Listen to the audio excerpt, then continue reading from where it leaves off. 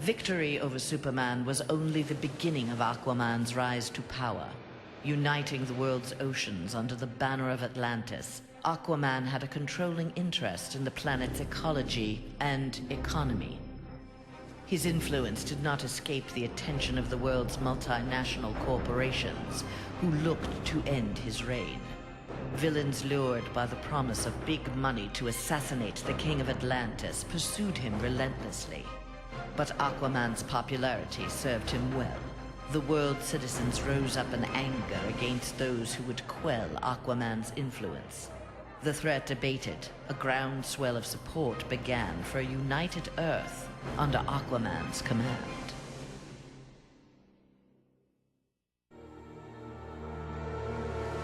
Superman's defeat did not work to Ares' advantage as he had planned. The heroes of the parallel dimension helped this world's Batman build a conflict-free utopia that left the war god famished. On the brink of death, Ares managed to imprison Brainiac 5. He forced Brainiac to create a time loop beginning with the other dimensional heroes' arrival and ending just before their victory. In this pocket of time, Ares flourished. Endless war was his to savor.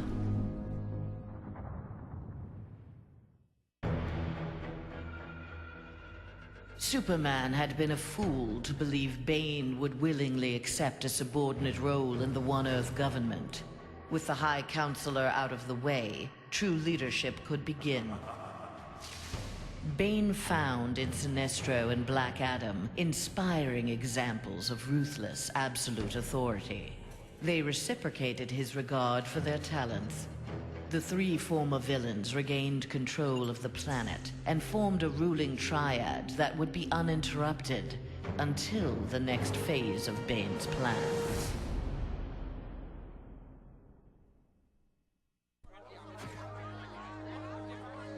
Following the battle to liberate Earth, Batman learned that Luthor had bequeathed his massive fortune to Bruce Wayne.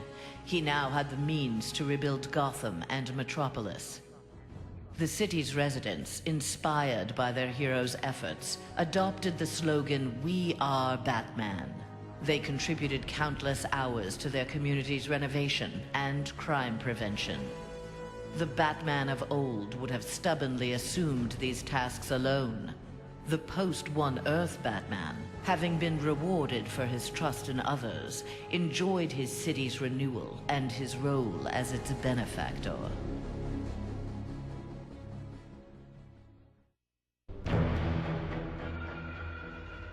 The defeat of Superman taught Black Adam one thing.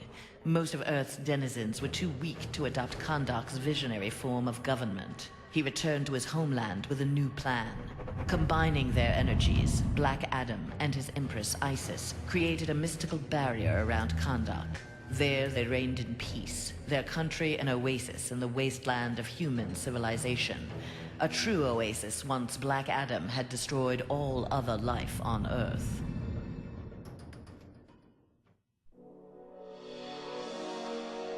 At last, Superman had paid for what he had done to Catwoman.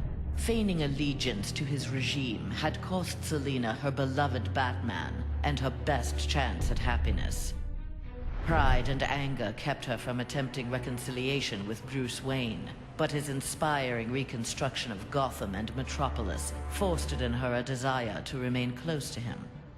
Until she was ready to approach him again, she did her part to keep Gotham's streets clear of crime. Nascent underworld organizations had both the Bat and the Cat to fear.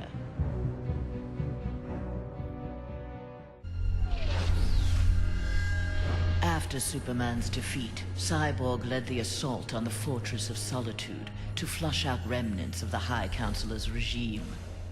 The fortress was well defended, the battle intense. Cyborg was forced to use unfamiliar Kryptonian tools to make repairs to his damaged cybernetics. Enhanced with the alien technology, Cyborg found he could communicate with Superman's androids and order them to apprehend the opposition. With his army of super androids, Cyborg will bring justice to the world.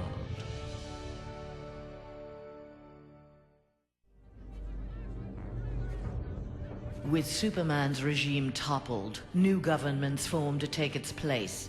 New governments meant new customers for Deathstroke, and business was booming. Soon there were more assassinations to carry out, revolutions to aid, and unrest to create than he could manage on his own.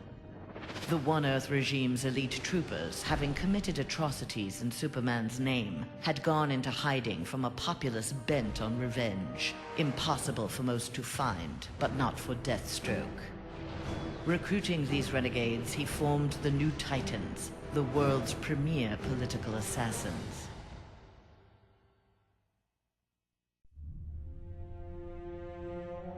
Free of Superman's control, Doomsday eradicated the remaining metahumans. He then manipulated technology in the abandoned Fortress of Solitude to terraform the Earth. It soon resembled prehistoric Krypton. At last, it felt like home.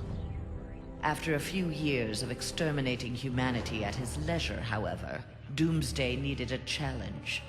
Having assimilated Superman's ability to fly, he headed for a nearby space sector. He had heard rumors of an opponent worthy of his attention, a Cezannian mercenary with a taste for violence. Doomsday was eager to meet this Lobo in battle.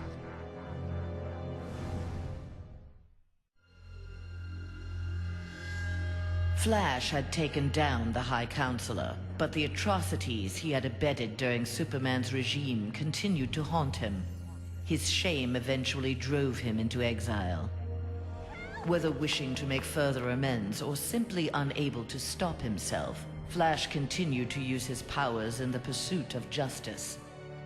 Rumors of a mysterious red streak of energy that would set upon and incapacitate criminals circulated throughout Central City. While only some deduced his true name, most felt gratitude and affection for the new hero they called the Ghost.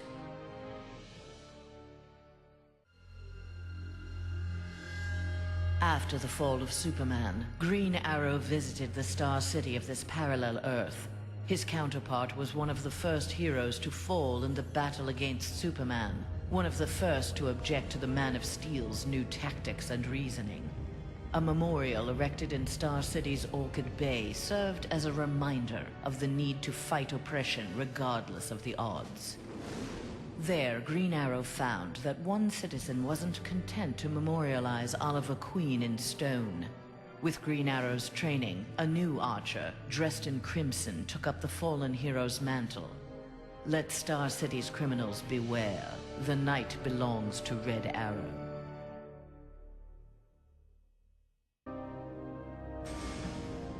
Mere days after returning to his Earth, Green Lantern, in an event mirroring his ascension to the core, witnessed the crash landing of an alien ship.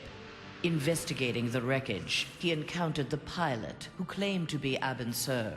But this Abin Sur wore no power ring, and referred to him in halting breaths as the Almighty One. Green Lantern tried to convince the alien of their past, that Abin Sur had named Hal Jordan, his successor, as the Green Lantern of Sector 2814. But the alien died from his wounds before Lantern could learn more of him. Lantern left immediately for Oa. The Guardians were his only hope of solving this mystery.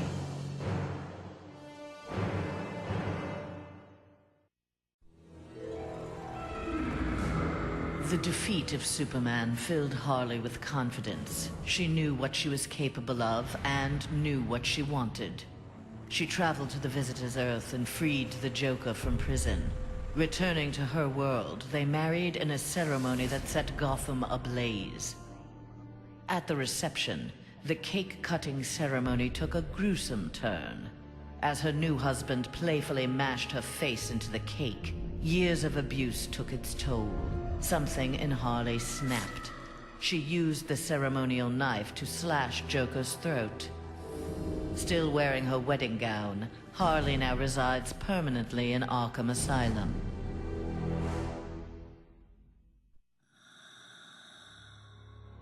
Free of his brainwashing, Hawkgirl exacted revenge on the High Counselor for murdering her husband, Hawkman. She was nevertheless sent to prison for her role in the regime. One night, she awoke hovering above her cot, glowing with eldritch light. An instant later, she stood at the bottom of a shallow crater. There, she found the source of the light, a meteorite of pure nth metal. As she touched it, the meteorite sprung to life, encasing her in nth metal. The new armor made Hawkgirl invincible. Her first act, vengeance against those who had helped Superman capture Hawkman.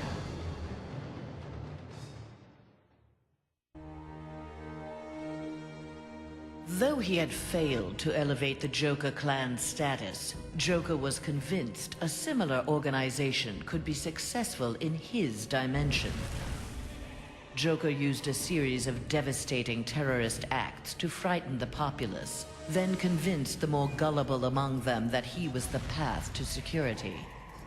The new Joker clan soon had millions of members worldwide and committed regular anti-government attacks, wreaking havoc on the global economy.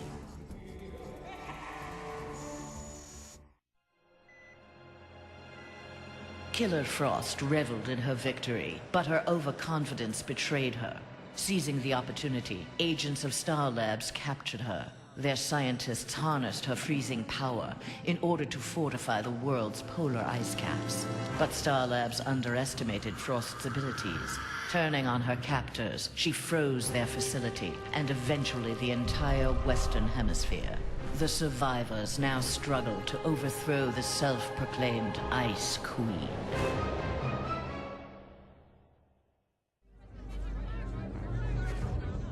A win against this world's Superman was greatly satisfying, but its aftermath would be sweeter still. Luthor had traveled to this dimension to convince its residents that he was their Luthor, who had miraculously survived the High Counselor's globally televised attack on him. Beloved before, the triumphant Luthor was now worshipped. He was elected President of the United States, but soon looked to further consolidate his power.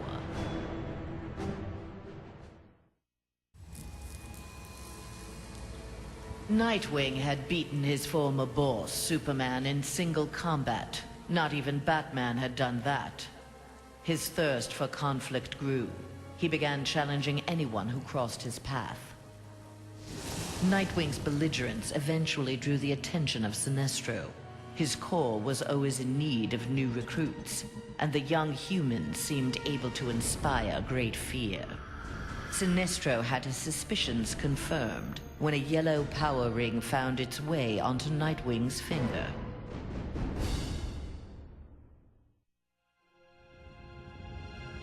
Winning the battle with Superman cost Raven dearly. The amount of demonic energy required overwhelmed her. After regaining consciousness, she looked around warily. Her immediate surroundings were a hellish ruin. Nearby stood her father, Trigon. Raven had somehow called him forth during her battle. Trigon thanked his daughter. He then summoned an army of demons and set out to destroy the rest of the planet.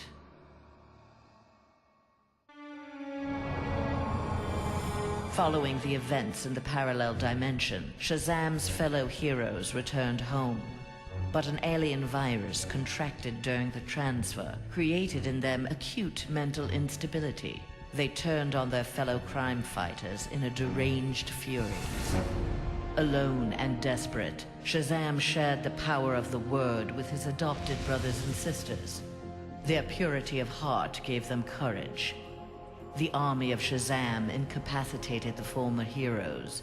Eventually, they took the place of the Justice League as primary defenders of Earth.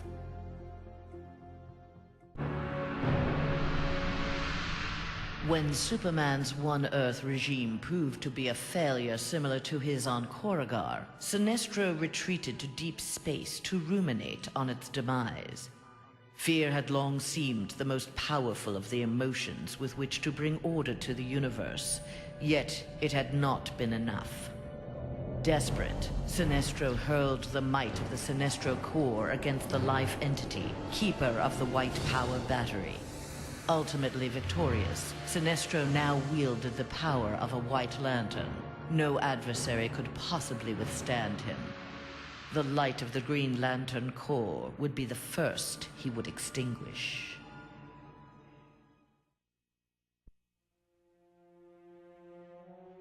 The battle over, Grundy eluded capture and returned to his swamp to heal his wounds. During regeneration, Grundy found he could channel the elemental force of the Red. All animal life would bend to his rule. His increased power also allowed him to resurrect the long-lost Grey Force. Now, instead of ruling Earth's creatures, he could simply destroy them. After defeating the world's heroes, Grundy turned Earth into his version of paradise. He now rules over a gray and lifeless planet.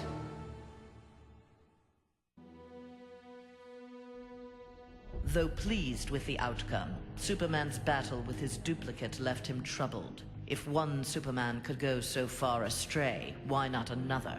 Preventative measures were in order. After much discussion with his fellow Justice Leaguers, Superman ingested a remote-release kryptonite capsule. At any sign of instability, the kryptonite would permeate his body, killing him. The question of who could trigger the device was solved democratically. Each week, a different Leaguer would take possession of its remote control. Only Batman was denied a shift.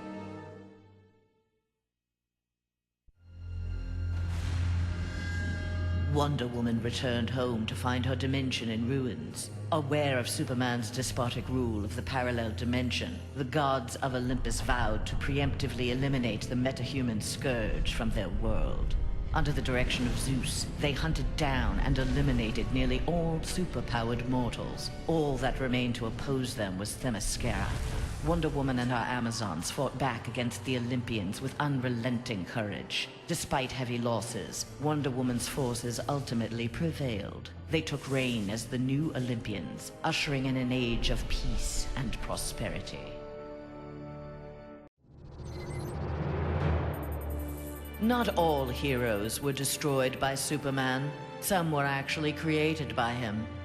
A technology wizard, Barbara Gordon had eluded detection by One Earth intelligence, feeding information to the insurgency under the code name Oracle.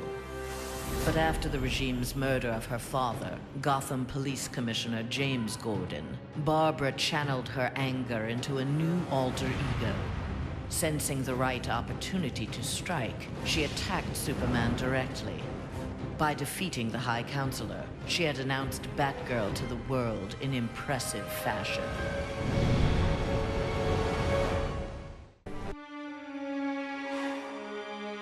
There was no shortage of vendettas during Superman's reign, and no shortage of bounties for Lobo to collect. He became one of the richest men in the universe by assassinating those who ran afoul of the High Counselor. Lobo's already massive ego inflated along with his rising wealth. Lobo searched for an assignment worthy of his abilities. With so many super-powered beings already dead at his hand, however, bounties were scarce. Lobo decided to use his wealth to create his own ultimate contract. He would kill the denizens of New Genesis, home of the new gods.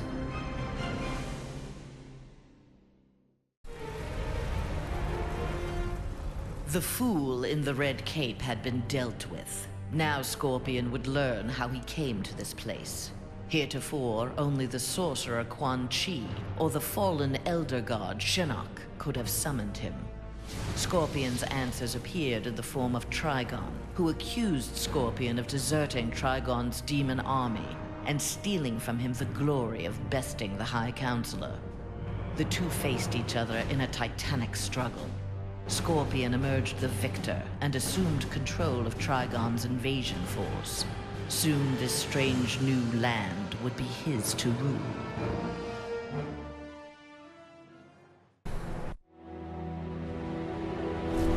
Free of the Phantom Zone at last, Zod's first order of business, Superman's defeat, had been accomplished. Now his revenge could be fully realized. His time in the Phantom Zone had allowed Zod to learn its secrets. He had even learned from one of his fellow residents how to call forth small pockets of it at will. After introducing Superman to its mind-numbing emptiness, Zod claimed the High Counselorship and began to rebuild Earth in the image of mighty Krypton.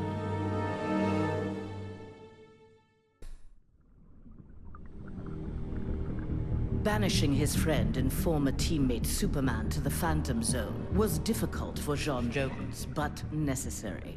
As the One Earth regime had formed, Jean, ever the outsider, had chosen to watch from a distance to bide his time. He assumed the form of an Atlantean and served as royal archivist. Aquaman little suspected that his trusted subject's uncanny ability to gather news of the surface world was the result of telepathic powers. When Jean learned that heroes from a parallel dimension were aiding Batman's insurgency, he assisted as well, leading rescue operations in Metropolis and Gotham after Superman's rampage. In the post-regime era, the Martian Manhunter continued to serve his adopted world, gathering the next generation of heroes to form a new Justice League.